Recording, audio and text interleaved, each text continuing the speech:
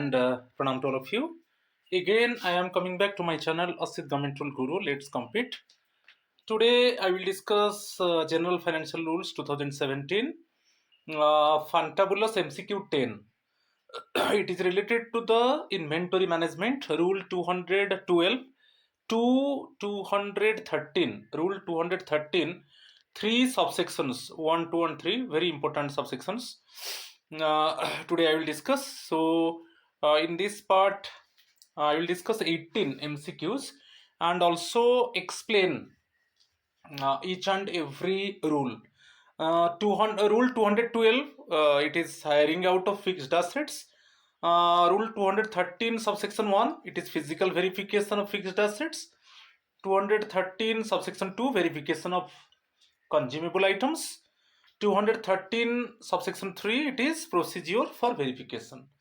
So my friends, please subscribe my channel, share my channel, like my channel, so that you can get notification for my upcoming videos. Definitely this session would be interesting one, and you can get some quality questions, and also briefly I will explain the rules. It is related to the inventory management. It is very important one.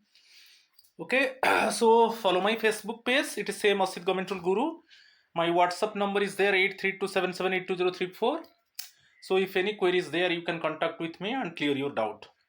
Now I am going to discuss Fantabulous MCQ 10 and also GFR rule 212 and rule 213. You see the question number 1. Rule 212 applies when a fixed asset is hired to. 4 options: only government departments, local bodies, contractors or others, only private companies, foreign agencies. जो rule 212 है, यदि कोई government department fixed asset को higher के आकार में देता है तो वो किसको देता है? ठीक है, तो वही क्वेश्चन पूछा है. तो इसमें जो option B is the correct answer. Government actually, any government department, it means its fixed asset can be hired to local bodies, contractors or others, और उसके हिसाब से उनसे वो चार्ज रिकवरी करता है रेगुलरली. इसको भी एक्सप्लेन करेंगे, मगर बहुत इंपॉर्टेंट है. तो any government department can hire the fixed assets to local bodies, contractors or others, and regularly recover the charges. Option B is the correct answer. Question number 2. What type of record must be kept when a fixed asset is hired out? यदि कोई government department, central government department, वो fixed asset और किसको higher करता है, जैसे local bodies को कि कॉन्ट्रैक्टर को, तो उसमें वो किस तरीके का रिकॉर्ड को मेंटेन करेगा? What type of record actually must be kept by the concerned government department when a fixed asset is hired out? A question है. 4 options given: only a receipt of payment, only maintenance reports, only inventory details, proper record of the asset, higher charges and other charges. तो यहाँ पर जो 4 options है, option D is the correct answer. वो record रखेगा कि proper record of the asset, जिस asset को वो हायर के आकार में देता है गवर्नमेंट डिपार्टमेंट, उसका रिकॉर्ड रहेगा. हायर चार्जेस क्या है, जो चार्ज रिकवरी करेगा वो चार्जेस क्या होगा, एंड अदर चार्जेस, वो टोटल रिकॉर्ड में मेंटेन होगा. If any government department hire out any fixed asset to local bodies, to any contractor की टू एनी एजेंसी, देन वो रिकॉर्ड मेंटेन करेगा कि इसी एसेट को हायर के आकार में दे दिया गया और हायर चार्जेस ये है कि एनी अदर चार्जेस है, उसको रिकवरी किया जाएगा. ठीक है, तो ये रिकॉर्ड को कंसर्न गवर्नमेंट डिपार्टमेंट मेंटेन करेगा. ठीक है, option D is the correct answer. Question number 3. On what basis should the hire charges be calculated? तो ये हायर चार्जेस को कैसे कैलकुलेट किया जाता है? जब कोई भी government department, any government department hire out any fixed asset to local bodies, to any contractor, to any agency, so how can the department calculate it means the higher charges? ये question बहुत important है. Current market value, replacement cost, historical cost, depreciated value. 4 options given. So option C is the correct answer. Historical cost means actually जो actually purchase cost है, हम current price जो जो asset actually government higher किया है वो asset का purchase price को हम देखेंगे, उसका करेंट प्राइस को हम नहीं देखेंगे। तो उसका परचेज प्राइस जो है वही है हिस्टोरिकल कॉस्ट।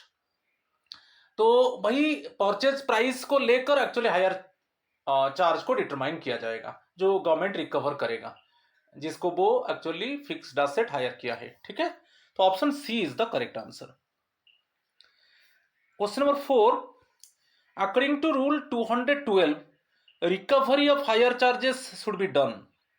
तो जो रिकवरी ऑफ चार्जेस, यदि if any government department hire out fixed assets, then definitely the department can recover hire charges. वो कैसे रिकवर होगा? एनुअली रिकवर करेगा, ना रेगुलरली रिकवर करेगा, ना only after the end of the contract करेगा, ना ओनली अपन रिक्वेस्ट। तो 4 ऑप्शंस गिवन। जो हायर चार्जेस एक्चुअली रिकवर करेगा कंसर्न डिपार्टमेंट रेगुलरली, वो हायर चार्जेस को रिकवर करेगा। Option B is the correct answer. ठीक है, तो अभी देखिए रूल पोजीशन को चलेंगे। रूल 212 बहुत इंपॉर्टेंट है, रूल पोजीशन को याद कीजिए। अभी question nowadays also question is coming related to the rule position. तो rule GFR rule 212 it is related to the hiring out of fixed assets.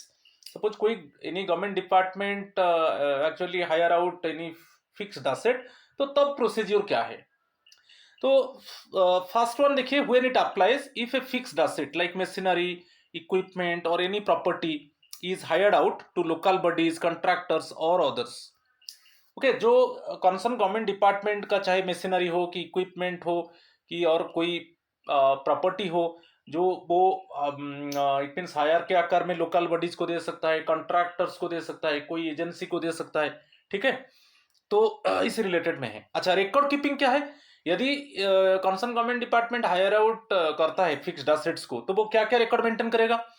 First one, the asset hired, so the particular asset actually hire out, तो उस asset के ऊपर record रखेगा। और higher charges क्या है?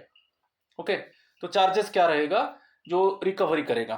ठीक है, और एनी अदर एप्लीकेबल चार्जेस, ये तीनों चीज को आपको याद रखना है, ये रिकॉर्ड मेंटेन करेगा। What type of asset actually hire out and what would be the hire charges और any other charges, the concern department must keep the record of these things. ठीक है, नेक्स्ट है चार्ज डिटर्मिनेशन। चार्ज को कैसे determine किया जाएगा? ना, charges should follow rules prescribed by the competent authority.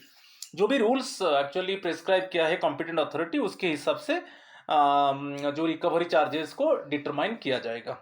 ठीक है, charges should follow rules prescribed by the competent authority. ठीक है, और जो रिकवरी होगा वो रेगुलरली होगा। Ensure charges are recovered regularly. हम इसको एनुअली नहीं बोलेंगे कि at the end of the contract नहीं बोलेंगे कि उसको जैसे क्वार्टरली पेमेंट करोगे हाफ ईयरली, ऐसा नहीं, रेगुलरली चार्जेस रिकवर किया जाएगा यदि the concern department hire out fixed assets. Calculation कैसे होगा? जो हायरिंग चार्जेस रहेगा, तो कंसर्न डिपार्टमेंट यदि उसका फिक्स्ड एसेट्स को हायर के आकार में देता है, तो वो कैसे हायर चार्जेस कैसे कैलकुलेट करेगा? ना, historical cost of the asset. Okay, on the basis of historical cost. Historical cost means actually suppose कोई मशीन को वो हायर आउट किया, तो मशीन का एक्चुअल प्राइस, ओरिजिनल प्राइस क्या था? Original purchase price. तो original purchase price it is the historical cost. तो ओरिजिनल परचेज प्राइस को लेकर ही कंसर्न डिपार्टमेंट ने हायरिंग चार्ज को कैलकुलेट करेगा, not the current market price. ठीक है, करेंट मार्केट प्राइस के हिसाब से नहीं लेगा। जो भी प्रॉपर्टी है कि कोई भी मशीनरी है, कोई भी टूल्स है, यदि वो हायर आउट करता है और जो हायरिंग चार्जेस कैलकुलेट होगा वो एक्चुअली ओरिजिनल परचेज प्राइस हम देखेंगे। ओके, उस प्रॉपर्टी का, उस मशीनरी का और उस टूल का हम ओरिजिनल परचेज प्राइस ही हिस्टोरिकल कॉस्ट। ठीक है, तो ये एक्चुअली जो रूल 212 रूल पोजीशन है, basically hiring out of fixed assets by any concern government department. ठीक है, चलो क्वेश्चन नंबर 5 को चलेंगे। where should the inventory for fixed assets ordinarily be maintained? जो वो क्वेश्चन पूछा है, where should the inventory for fixed assets ordinarily be maintained?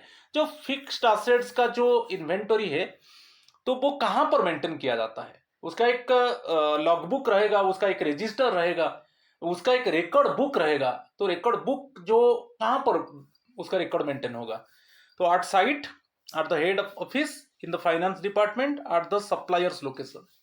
Actually उसका जो फिक्स्ड एसेट्स का जो इन्वेंटरी है, उसका जो रिकॉर्ड रहता है, उसका जो रजिस्टर है, ठीक है, वो 8 साइट। आप जानते हो फिक्स्ड एसेट्स के ऊपर एक फॉर्म है, इसी से फॉर्म 22 जीएफआर फॉर्मेट है, फॉर्मेट 22, फॉर्म 22। इसी में फिक्स्ड एसेट्स का इन्वेंटरी रिकॉर्ड्स रहता है, और पर्टिकुलरली साइट में ही रहेगा जहां पर फिजिकली एसेट्स, जो फिक्स्ड एसेट्स को अक्यूमुलेट किया जाता है, ठीक है, तो उसी जगह में ही, उसी साइट में ही, ठीक है, बेसिकली उसका रिकॉर्ड को मेंटेन किया जाएगा और वहीं पर रजिस्टर रहेगा, ठीक है। तो option A is the correct answer.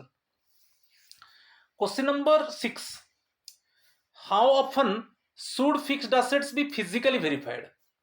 तो एक क्वेश्चन आ सकता है कि एनुअली एक फाइनेंशियल ईयर में कितने बार एक्चुअली फिक्स्ड एसेट्स को वेरीफाई किया जाएगा, तो फिक्स्ड एसेट्स से कितने बार वेरीफाई किया जाएगा, वही क्वेश्चन पूछा है। Every 6 months, once in 2 years, at least once in a year, only during audit.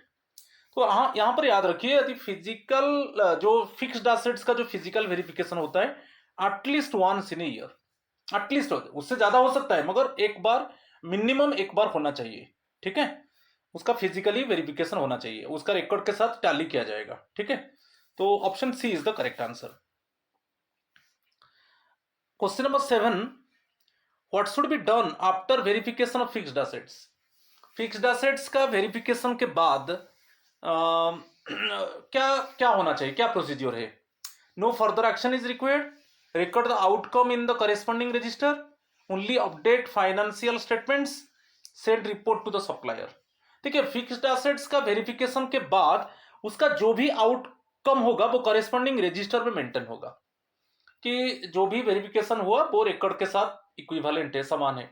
Okay, after verification actually it must B mentioned in the corresponding register that it means the fixed assets are physically verified and it is compatible with the corresponding record, कि कोई damage है, कोई loss है, ठीक है, कोई deficient है, तो उसको करेस्पॉन्डिंग रजिस्टर में मेंटेन किया जाएगा, record the outcome in the corresponding register. Option B is the correct answer. Question number 8, what action should be taken if discrepancies are found during verification।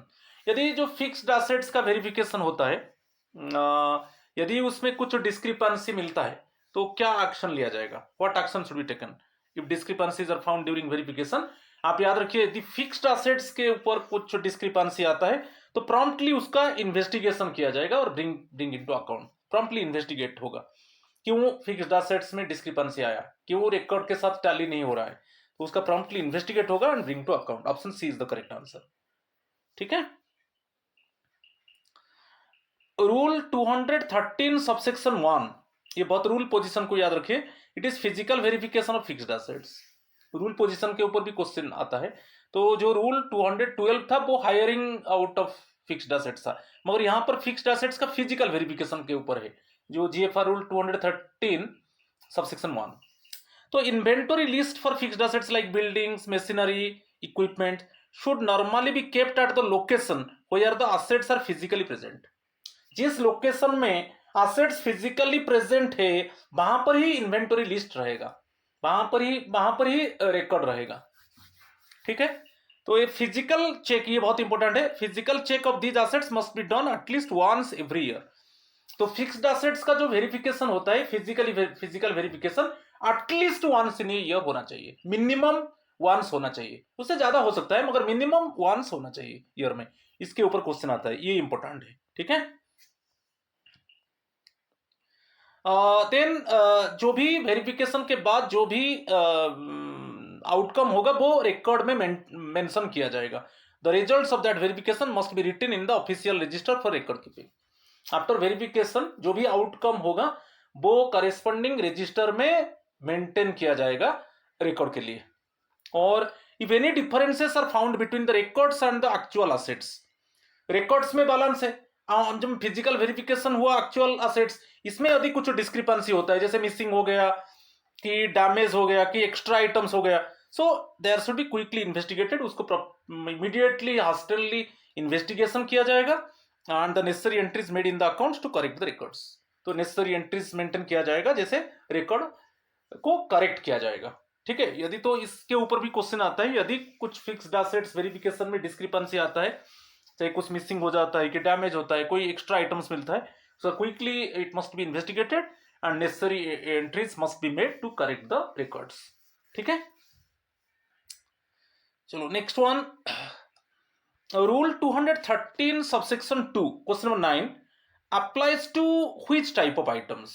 जैसे उसका जो सबसेक्ट, ये तो हम क्लियर हो गए, जीएफआर रूल 213 सबसेक्शन 1 ये actually fixed assets का वेरिफिकेशन के ऊपर जो प्रोसीजर है बोला है, मगर rule 213(2) applies to which type of items, ये कंज्यूमेबल गुड्स एंड मटेरियल्स के ऊपर है, जो physical verification of consumable goods and materials, याद रखिए। ये हो गया फिक्स्ड एसेट्स हो गया, और जो 213 सबसेक्शन 2 होगा वो फिजिकल वेरिफिकेशन होगा कंज्यूमेबल गुड्स एंड मटेरियल्स, ठीक है। कंज्यूमेबल गुड्स जैसे स्टेशनरीज है, ऑफिस स्टेशनरीज, वो कंज्यूमेबल आइटम्स में जाता है, तो उसका जो वेरिफिकेशन वो 213 सबसेक्शन 2 में आता है। तो यहां पर option B is the correct answer. Question number 10, similarly how often should consumable be physically verified. तो सपोज फाइनेंशियल कोई कंसर्न फाइनेंशियल ईयर में कितने बार एक्चुअली जो कंज्यूमेबल आइटम्स है, जो कंज्यूमेबल मटेरियल्स है, उसका फिजिकली वेरिफिकेशन होगा, कितना बार होना चाहिए? At least once in a year, only during audit, once in 2 years, every month. ये भी option A is the correct answer. Year में एटलीस्ट मिनिमम वंस होगा, उससे ज्यादा हो सकता है, मगर एटलीस्ट वंस होगा। जैसे फिक्स्ड एसेट्स का verification at least once in a year, वैसे ही कंज्यूमेबल गुड्स व कंज्यूमेबल मटेरियल्स, उसका भी at least once in a year होगा फिजिकल वेरिफिकेशन। तो option A is the correct answer. Question number 11, who takes appropriate action on the recorded discrepancies। Suppose consumable goods के ऊपर यदि कुछ डिस्क्रिपेंसीज आता है कंज्यूमेबल गुड्स के ऊपर, तो who takes appropriate action? Accountant general, competent authority, store keeper, contractor. 4 option है, option B is the correct answer, competent authority. याद रखिए, यदि कंज्यूमेबल गुड्स में कुछ डिस्क्रिपेंसी आता है जब फिजिकल वेरिफिकेशन टाइम में, तो who takes appropriate action? The competent authority. Option B is the correct answer. Question number 12, what should be done if discrepancies are found during verification? ये तो वही कंज्यूमेबल गुड्स के ऊपर है। यदि कंज्यूमेबल गुड्स का वेरिफिकेशन चल रहा है और उसमें कुछ डिस्क्रिपेंसीज डिटेक्ट हुआ, चलो what should be done? Ignore small differences, record them in the stock register, send them to the supplier, delay action until next year. नहीं, यदि कुछ डिस्क्रिपेंसी मिलता है basically in the physical verification of consumable goods, then record them in the stock register। उसको stock register में record किया जाएगा कि किस तरीके का डिस्क्रिपेंसी है, क्या लॉस है, क्या उसमें इट मींस ठीक से प्रॉपरली यूज नहीं किया गया, कि लॉस हो गया, ठीक है। जो भी डिस्क्रिपेंसी है उसमें मेंशन होगा रिकॉर्ड में, ठीक है। कि सपोज ब्रोकन हो गया, ठीक है, ये सब चीज को रिकॉर्ड में मेंशन किया जाएगा, ठीक है, यदि कुछ भी डिस्क्रिपेंसी है। Option B is the correct answer. Question number 13, the main objective of rule 213 subsection 2। तो रूल 213 सबसेक्शन 2 तो है physical verification of consumable goods. तो उसमें मेन ऑब्जेक्टिव क्या है हम देखेंगे। Calculate depreciation of goods, maintain supplier relationships, reduce purchase cost, ensure proper accounting and control of consumables. तो option D is the correct answer. तो मेन ऑब्जेक्टिव ऑफ रूल 213(2) है proper accounting, proper record maintain किया जाएगा, जो consumable goods का proper record maintain किया जाएगा, और कंट्रोल जो जहां पर नीड है, according to the need, according to the requirement of the department, according to the requirement of the office, basically the consumable goods should be used. जो office stationery है वो आता है कंज्यूमेबल गुड्स में, तो जहां पर according to the need and requirement of the office consumable goods should be used. तो ऑप्शन डी यहां पर है, इज द करेक्ट आंसर। तो अभी रूल 213(2) को देखेंगे। It is related to the verification of consumables. Rule 213 subsection 2, जैसे 1 था physical verification of fixed assets. Scope क्या है? applies to consumable goods and materials, items meant for use not permanent assets, ये सब परमानेंट एसेट्स नहीं है। तो मैं एग्जांपल बोल चुका हूं, ऑफिशियल स्टेशनरीज है, ठीक है। फ्रीक्वेंसी, सपोज एक फाइनेंशियल ईयर में कितना बार उसको फिजिकली वेरीफाई किया जाएगा कंज्यूमेबल गुड्स को, at least once in a year, minimum once in a year, okay. Record keeping, any discrepancies, यदि कुछ डिस्क्रिपेंसी मिलता है तो वो रिकॉर्ड में मेंटेन होगा, ओके। जो भी डिस्क्रिपेंसी है वो रिकॉर्ड में मेंटेन होगा, स्टॉक रजिस्टर में मेंटेन होगा, ठीक है। फॉलो अप एक्शन, यदि कुछ डिस्क्रिपेंसी होता है तब मैटर जाएगा कॉम्पिटेंट अथॉरिटी के पास। Follow up action, the matter should be placed before the competent authority for suitable action, ठीक है। तो उसमें यही चीज है, तो उसका फ्रीक्वेंसी कितना बार फिजिकल वेरिफिकेशन होगा, और यदि डिस्क्रिपेंसी होता है तो उसको स्टॉक रजिस्टर में मेंशन किया जाएगा। और फॉलो अप एक्शन है, it should be inform to the competent authority for suitable action, ठीक है। चलो क्वेश्चन नंबर 14 को चलेंगे। What type of discrepancies should be reported to the competent authority. Competent authority को किस तरीके का डिस्क्रिपेंसी को रिपोर्ट करना चाहिए? Only shortages, only damages, shortages, damages and unserviceable goods, only unserviceable goods. तो जो इस option C is the correct answer. कोई शॉर्टेज है, कोई डैमेज है, कोई ऑन सर्विसेबल गुड्स है, इस तरीके का डिस्क्रिपेंसी को हम कॉम्पिटेंट अथॉरिटी को इन्फॉर्म, फर्स्ट वन रिकॉर्ड में मेंटेन होगा, स्टॉक रजिस्टर में मेंशन होगा, और बाकी इमीडिएटली जो कॉम्पिटेंट अथॉरिटी है उनको इन्फॉर्म कर दिया जाएगा फॉर सुइटेबल एक्शन। तो यहां पर option C is the correct answer. 15, question number 15, what must be recorded in the stock register after verification. Verification के बाद स्टॉक रजिस्टर में क्या रिकॉर्ड होगा?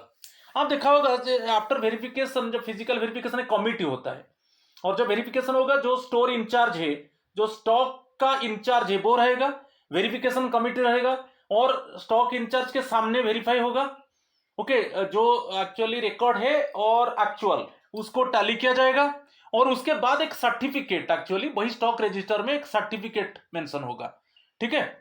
सर्टिफिकेट मेंशन होगा, और उसमें जो वेरिफिकेशन कमेटी का मेंबर्स है वो भी साइन करेंगे, ये। तो आपको आंसर मिल गया। तो स्टॉक रजिस्टर का वेरिफिकेशन के बाद एक सर्टिफिकेट लिखा जाएगा, certificate of verification and findings, ठीक है। तो उसमें जो भी वेरिफिकेशन कमेटी का मेंबर्स है उनका हम साइन लिया जाएगा, और जब भी फिजिकल वेरिफिकेशन होगा स्टोर इंचार्ज के सामने होगा, और एक वेरीफाई कमिटी रहेगा, ठीक है। तो certificate of verification and findings, ठीक है। Option B is the correct answer. Question number 16, when should discrepancies be reported to the competent authority. कब एक्चुअली यदि कुछ डिस्क्रिपेंसी रहता है, चाहे शॉर्टेज है कि डैमेज है, ठीक है, कि अनसर्विसेबल आइटम्स है, तो ये कब कॉम्पिटेंट अथॉरिटी को एक्चुअली रिपोर्ट किया जाएगा? Eight the end of the year, after the next verification cycle, immediately, only if loss is significant. ये 4 ऑप्शन है, मगर याद रखिए यदि कुछ डिस्क्रिपेंसी आता है तब इमीडिएटली कॉम्पिटेंट अथॉरिटी को इन्फॉर्म किया जाएगा, ठीक है। Option C is the correct answer. Question number 17, which rules govern the action to be taken on discrepancies found during verification। यदि फिजिकल वेरिफिकेशन टाइम में कुछ डिस्क्रिपेंसी आता है तब जो एक्शंस टू बी टेकन वो कौन सा रूल में मेंशन है? रूल्स 10 to 15, ये GFR rules, rules 20 to 25, rules 33 to 38, rules 50 to 55। आप देखिए रूल्स 33 to 38 मेरा देखिए डिफाल्केशन एंड लॉसेस, ये जो 33 to GFR rule 33 defalcation and losses, okay. इसको मैं क्लियरली एक्सप्लेन कर चुका हूं, मेरा यही फंटाबुलस एमसीक्यू देखिए इनिशियल पार्ट, इसमें मैं डिफाल्केशन एंड लॉसेस पूरा कंप्लीटली एक्सप्लेनेशन के साथ मेरा वीडियो है। तो यदि कुछ डिस्क्रिपेंसी फिजिकल वेरिफिकेशन में होता है, जो एक्शन लिया जाएगा बेसिकली वो रूल्स 33 to 38 में है। चाहे वो क्या होगा कि राइट ऑफ हो सकता है, रिकवरी होगा, जो भी लॉस गवर्नमेंट को जो लॉस होगा वो रिकवरी होगा, चाहे कॉम्पिटेंट अथॉरिटी उसको राइट ऑफ भी कर सकते हैं, ठीक है। तो ये सब है, आप देख लीजिए। तो मगर ये रूल्स पोजीशन को याद रखिए, यदि कुछ डिस्क्रिपेंसीज फिजिकल वेरिफिकेशन टाइम में होता है तो जो एक्शन लिया जाएगा वो rules 33 to 38 basically defalcation and losses related में है, ठीक है। Option C is the correct answer. आज का लास्ट क्वेश्चन देखिए, question number 18, in whose presence should the verification of inventory be conducted. जब वेरिफिकेशन फिजिकल वेरिफिकेशन होता है जो स्टोर इंचार्ज है उसके सामने ही वेरीफाई होगा। वेरीफाई कमेटी जाएगा, वेरीफाई कमेटी का जो मेंबर्स है स्टोर इंचार्ज के सामने ओके उसको वेरीफाई किया जाएगा। तो officer responsible for custody of the inventory, option B is the correct answer. ठीक है, तो अभी ये देखेंगे आज का वीडियो का लास्ट रूल है, रूल 213 सबसेक्शन 3।